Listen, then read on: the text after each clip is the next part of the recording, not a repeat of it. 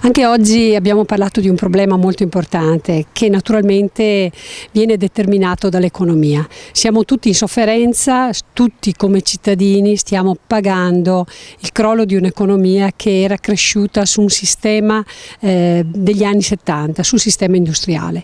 Oggi dobbiamo capire che ci sono altre forme di economia che possono dare spazio e lavoro, in particolare ai nostri giovani.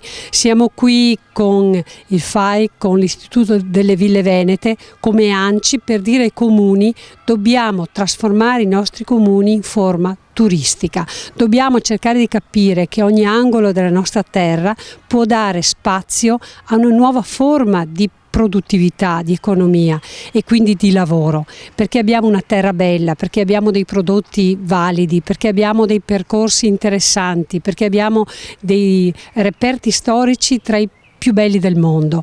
Dobbiamo quindi capire insieme come ANCI, lavorare per dire: una nuova forma di economia significa una nuova forma di lavoro, significa salvaguardare posti per i nostri giovani, significa rilanciare il Veneto ancora una volta.